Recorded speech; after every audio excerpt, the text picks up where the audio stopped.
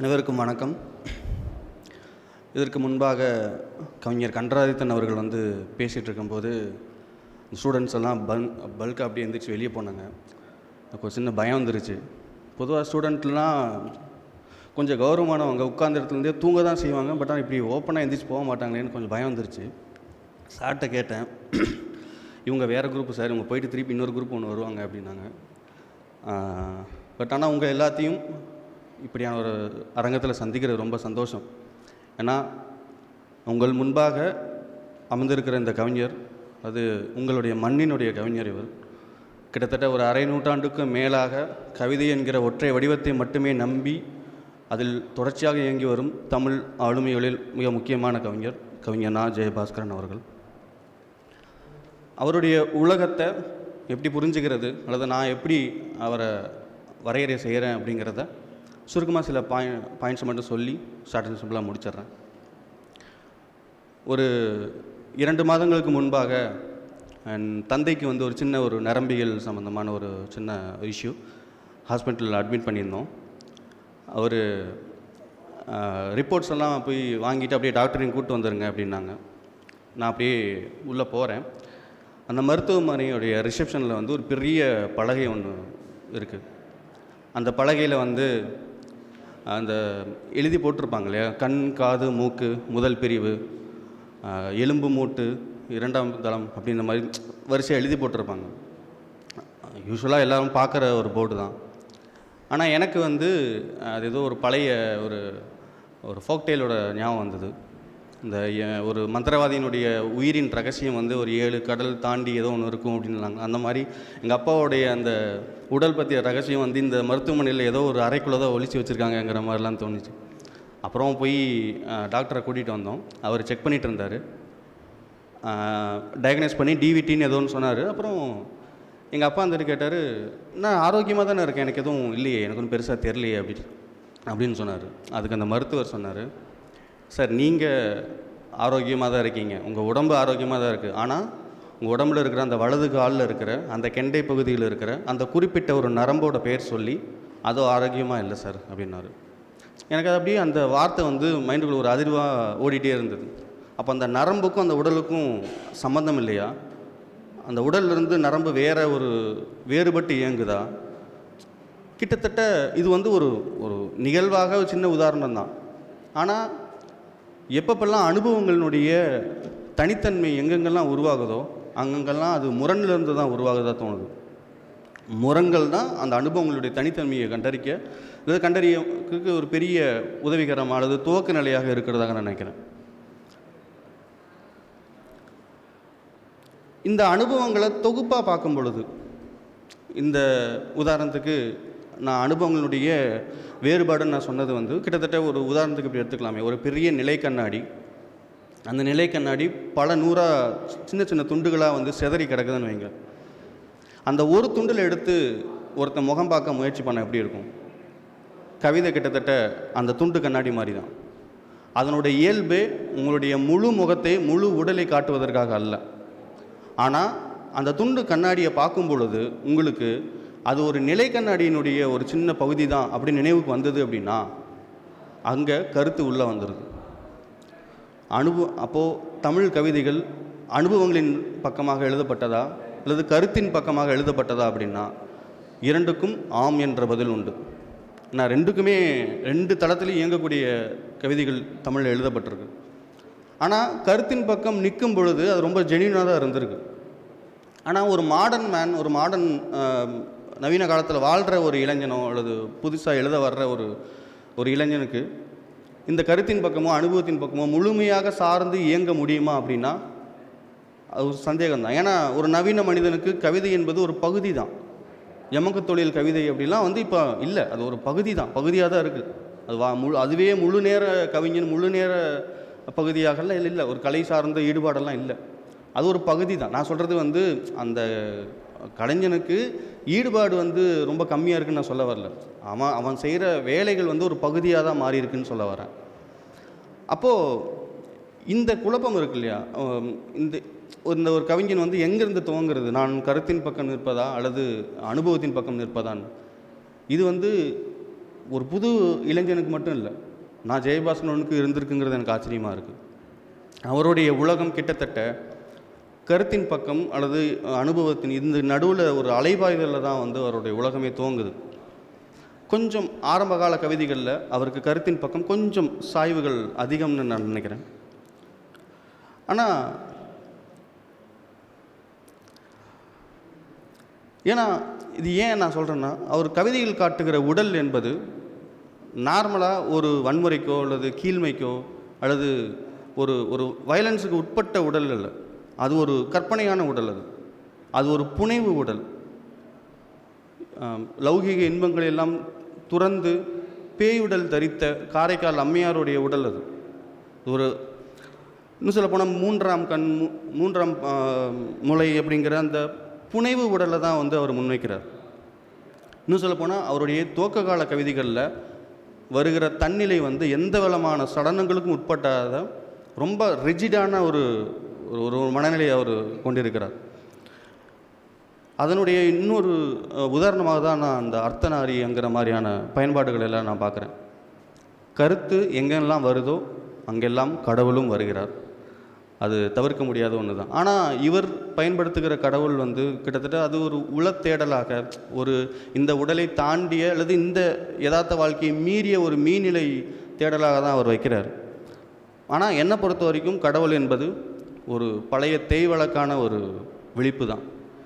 இன்னும் தேவதச்சனுடைய வார்த்தையில் சொல்லணுன்னா அது வந்து ஒரு பழைய மெட்டாஃபர். அது இப்போ மட்டும் இல்லை, எத்தனை நூற்றாண்டுகள் ஆனாலும் கடவுளை நம்மால் நவீனப்படுத்தவே முடியாது. ஆனால் அந்த கடவுளை விழிக்கிற சந்திக்கிற மனிதன் நவீனமானவனா என்கிற கேள்வி ஒரு வாசகனாக எனக்கு ரொம்ப முக்கியம். கவிஞர் நான் ஜெயபாஸ்கரன்ட்டும் நான் அந்த மாதிரியான கேள்விகளை நான் முன்வைக்கிறேன். தமிழில் கடவுளை விழிக்கிற அது கடவுளை பற்றி பேசிய கவிதைகள் என்னென்ன வகையில் அணுகுமுறை என்னென்ன வகையெல்லாம் அணுகுச்சு அப்படிங்கிறத ஒரு 2 வகையாக நான் பிரிச்சுக்கிறேன். ஒன்று ஆக்சுவல் காட், நம்பப்படும் கடவுள். 2வது டெக்ஸ்டுவல் காட், அறியப்படும் கடவுள். நம்பப்படும் கடவுள் அப்படிங்கிறது என்னென்னா, கடவுளுங்கிற ஒரு கற்பிதமோ அல்லது ஒரு இருப்போ அது உண்மையாகவே இருக்குது, அதை நான் நம்புகிறேன், அதை நான் அறியணுன்னா என்ன பண்ணணும் அப்படின்னு கவிதைக்குள்ளே அதை எழுதி பார்க்குறது. இன்னொன்று, அந்த நம்பப்பட்ட கடவுளின் வழியாக ஒரு பொது புத்தி ஒன்று உருவாகிருக்கும் இல்லையா, அதை கொஸ்டின் பண்ணுறது. அதனுடைய தேவையோ அதனுடைய சூழலையோ அல்லது அது சார்ந்த காலத்துக்கு ஏற்ப அந்த தலைமுறையினுடைய சித்தாந்தங்களின் வழியாக சிந்தனையின் வழியாக அதை இடையீடு செய்வது. இந்த பிரிவு இருக்கு இல்லையா. இப்போ உதாரணத்துக்கு நான் ஜெயபாஸ்கரன் அவர்களுடைய கவிதையில் ஒரு கவிதை இருக்குது, அதை நான் வாசிக்கிறேன். பிறந்து மொழிபெயன்ற இதனுடைய ஆரம்ப கவிதை எங்கன்னா காரைக்கால் அம்மையாருடைய பாடல் தான். அதை வாசிட்டு இதை வாசிக்கிறேன். காரைக்கால் அம்மையாரோட பாடல் அது எப்படி எழுதுகிறாங்கன்னா, பிறந்து மொழிபெயன்ற பின்னெல்லாம் காதல் சிறந்து நின் சேவடியை சேர்ந்தேன் திறந்திகளும் மெஞ்ஞான்ற கண்டத்து வானோர் பெருமானே எஞ்ஞான்று தீர்ப்பது இடர். இது காரைக்கால் அம்மையாருடைய பாடல். இந்த வரிகளை எடுத்து கையாளுகிற கவிஞர் நா. ஜெயபாஸ்கரன் அவர்கள் அதை தன் கவிதையாக மாற்றுகிறார். அது எப்படின்னா, அதே முதல் வரி அதே தான். பிறந்து மொழிபெயன்ற பின்னெல்லாம் மிஞ்சியது பதிலேயற்ற சந்தேகங்களும் கேள்விகளும் தான் நிரந்திகளும். அதுக்கப்புறம் வழக்கமாக அதே காரைக்கால் அம்மையாருடைய வரிகள் வந்துடுது. இப்போ இந்த கவிதை எனக்கு இந்த கவிதையில் தென்படுறது 2 விதமான குரல். ஒன்று நம்பப்படும் கடவுளினுடைய குரல், 2வது அறியப்படும் கடவுளினுடைய குரல், அதாவது நான் ஜெயபாஸ்கரன் அவருடைய குரல். அதாவது அவர் கடவுளை விழிக்கிற அது கடவுளை பயன்படுத்துகிற இடத்துல எல்லாமே ஒரு இணைகுரலாக தன்னை பாவிச்சுக்கிறார். அந்த இணைகுரல் இப்போ உதாரணத்துக்கு அது பாலிஃபோனிக்குன்னு சொல்லி நம்ம குழப்பிக்க தேவையில்லை. பாலிஃபோனிக்கு அல்லது பல்குரல் தன்மைங்கிறது என்னென்னா தன்னுக்குள்ளே இருந்து உருவாகிற குரலோடு தானே முரண்படுகிற இடம். ஆனால் இது அப்படி இல்லை. இது எமிலி டிக்கின்சன் அல்லது வான்கோ அல்லது இன்னும் நகுலன், காரைக்கால் அம்மையார், இந்த மாதிரியான ஏற்கனவே சொல்லப்பட்ட கவிஞர்களுடைய குரல் இருக்கு இல்லையா, அந்த குரலோடு இவர் முரண்படுவது அல்லது இவர் ஒற்றுப்போவது ஸோ அதுக்கு இணைக்குரலாக அது உருவாகிறது. தமிழில் இந்த மாதிரி நிறைய கவிஞர்கள் சமகாலத்திலேயே கூட உதாரணமாக சொல்ல முடியும். இளங்கோ கிருஷ்ணன் அந்த மாதிரி சில கவிதைகள் எழுதியிருக்கிறார்.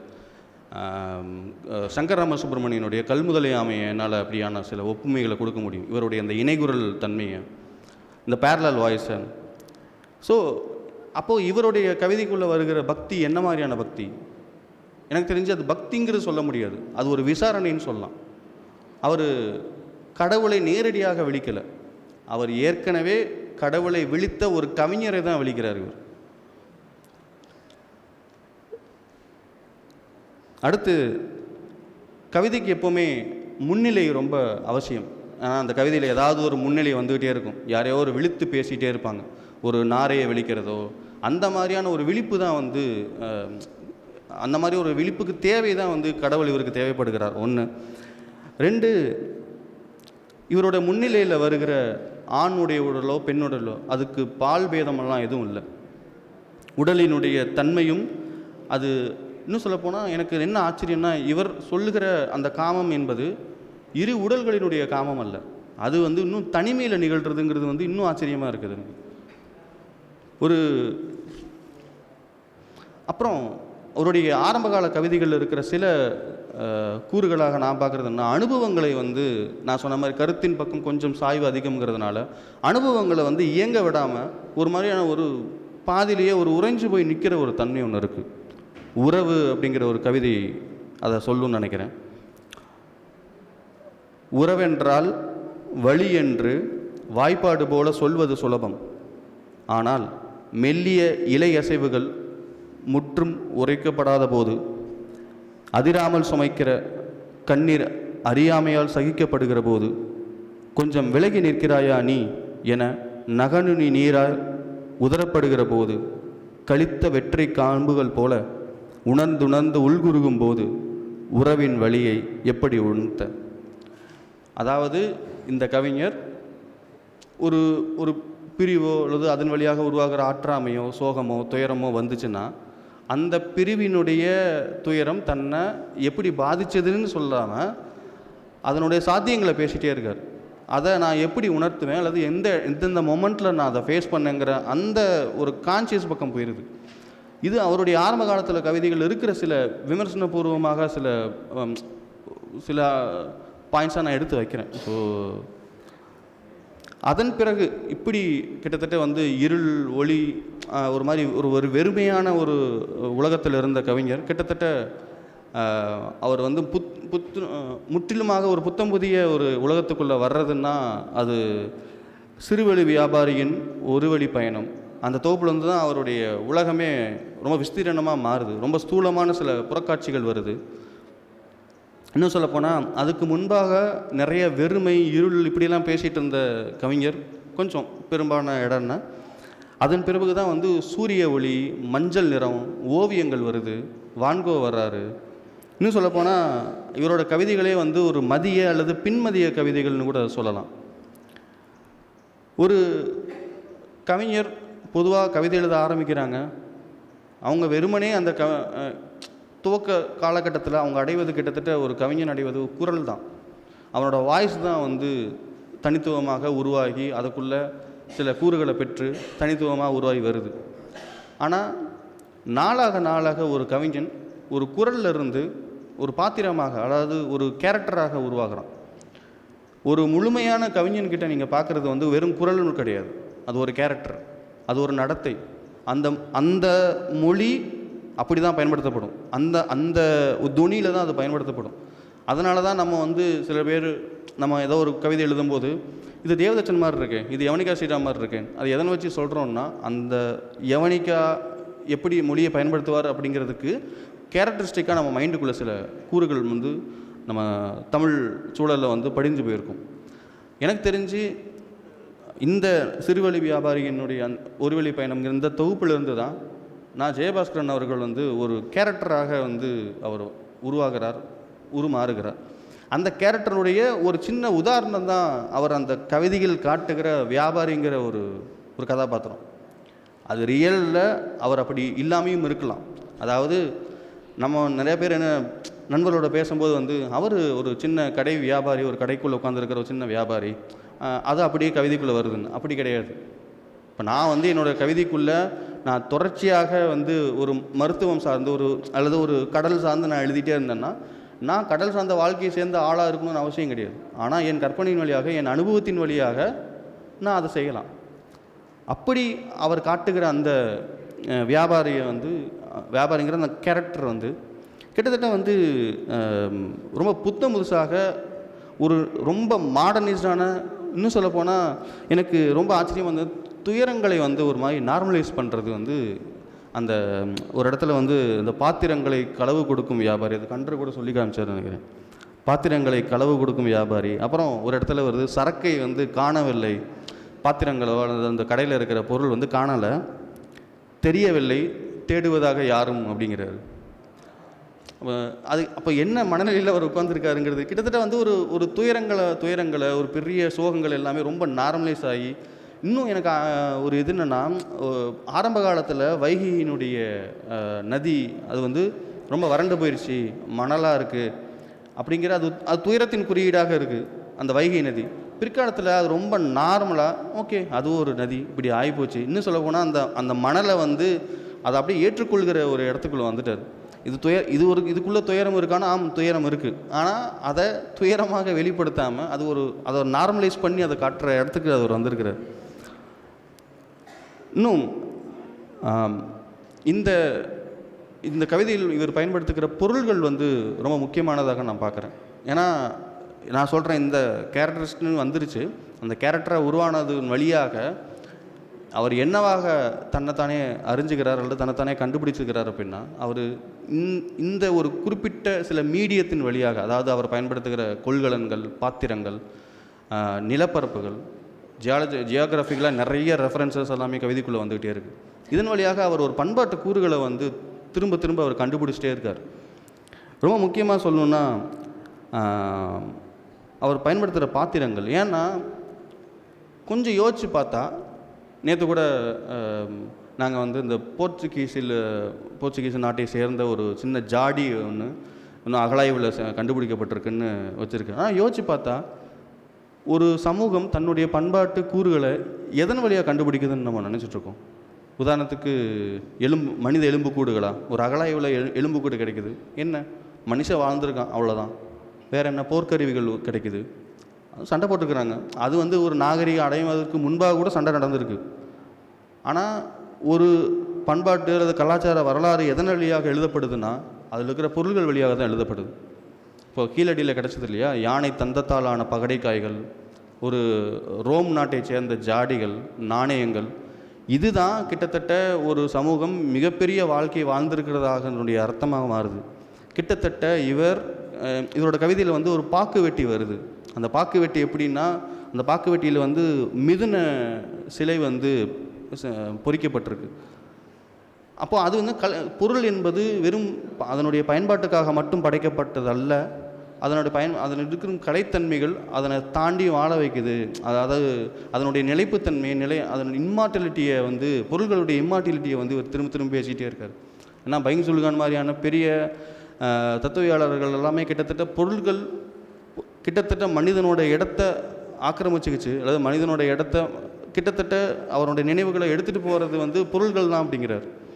அவர் யோசிச்சு பார்த்தா ஒரு சாதாரண மனிதனுக்குன்னு ஒரு 60-70 ஆண்டுகள் இருக்குமா? ஆனால் ஒரு பித்தளை பாத்திரத்துக்கு 200 ஆண்டுகள். ஸோ இதை ஒரு பெரிய தத்துவ விவாதமாகலாம் எடுத்து பேசிகிட்டு இருக்காங்க. கிட்டத்தட்ட இவர் பொருள்களினுடைய நித்தியத்துவத்தை வந்து மனிதனோடு ஒப்பிட்டு அதை ஒரு கவிதையாகவே சொல்கிறார். நெடுங்கால களிம்பால் பச்சை ஏறி போன புன்னைக்காய் எண்ணெய் இருக்கும் செப்பு பாத்திரம் பரிகசிப்பது மசகு எண்ணெய் தீர்ந்து போன மனித எந்திரத்தை அப்படிங்கிறார். இவர் மனித எந்திரத்தின்னு கூட சேரலாம், வெறும் மனுஷனேன்னு கூட போட்டிருக்கலாம், அது அப்படமா பொருந்தி தான் போகுது. ஓகே, அப்போ வந்து இது பொருள்களினுடைய நித்தியத்துவத்தை பேசுகிறாரா? இல்லை, அதுவும் இல்லை. கிட்டத்தட்ட மானுடத்தின் பக்கமும் நின்று இயற்கையவே பரிகசிக்கிற ஒரு இடம் வருது. கிட்டத்தட்ட இவருடைய உலகத்தில் இவருடைய கவிதைகள் எனக்கு மிகவும் ரொம்ப பிடித்த ஆச்சரியமான கவிதைன்னு இதுதான் நினைக்கிறேன். வறட்சிங்கிற ஒரு கவிதை. தனக்கு மட்டுமின்றி தன் இனத்துக்கே மீன் மறுத்து வரம் பெற்ற ஒற்றை நாரை சுவர்க்கம் புகும். தனக்கு மட்டுமின்றி தன் இனத்துக்கு மீன் மறுத்து வரம் பெற்ற ஒற்றை நாரை சுவர்க்கம் புகும். பொற்றாமரை குளமோ நீரும் மீனும் நீரும் அற்றும் போகும். எனக்கு இதை படிச்சுட்டு பயங்கர ஷாக் ஆகிடுச்சு. ஏன்னா பொதுவாக வந்து ரொம்ப சப்ஜெக்டிவாக அல்லது கருத்தின் பக்கம் நிற்கக்கூடிய கவிஞர்கள், ரொம்ப சப்ஜெக்டிவாக இருக்கக்கூடிய கவிஞர்கள் என்ன பண்ணுவாங்க, தன்னுடைய செல்வம் வந்து இயற்கையினுடைய பிரம்மாண்டமான இருப்பினோட ஒப்பிட்டு அதனோட போய் பிணைச்சிக்க தான் முயற்சி பண்ணுவாங்க.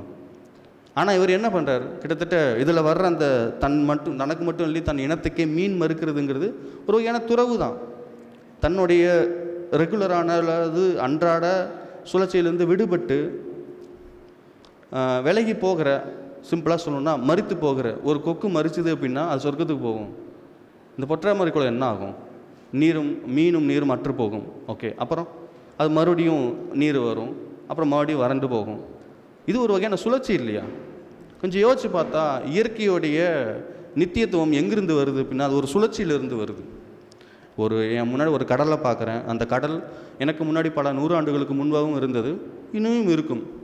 ஆனால் அதன் முன்பாக அந்த கடலுடைய இருப்பு முன்பாக ஒரு கவிஞர் போய் கிண்டல் பண்ணுறாரு, நான் செத்து போனால் சொர்க்கத்துக்கு போவேன், நீ என்ன பண்ணுவ, கடைசி வரைக்கும் இப்படியே தான் இருப்பியான்னு கேட்குறாரு. இந்த இந்த இந்த பார்வை வந்து எனக்கு ரொம்ப புதுசுன்னு நினைக்கிறேன். அப்புறம் இவருடைய உலகத்துக்குள்ளேயே ரொம்ப ஆழமான ஒரு போதாமை ஒன்று இருந்துக்கிட்டே இருக்கும்னு தோணுது. ஒரு ஒரு ஒரு வெறுமைன்னு சொல்ல மாட்டேன், ஆனால் ரொம்ப ஒரு எதுலேயும் வந்து நிறைவின்மை, ஒரு சாட்டிஸ்ஃபேக்ஷனே இல்லாத ஏதோ ஒரு ஒரு ஒரு குரல் ஒன்று அல்லது ஏதோ ஒரு பாவனை ஒன்று அது உள்ளுக்குள்ளே உழண்டுக்கிட்டே இருக்குது. அது கிட்டத்தட்ட எங்கேருந்து வருது அப்படின்னா அதுக்குள்ளேயே உருவாகிற ஒரு வழக்கமான ஒரு அன்றாடம் அல்லது ஒரு கம்ஃபர்ட் ஜோன்னு சொல்லலாம்.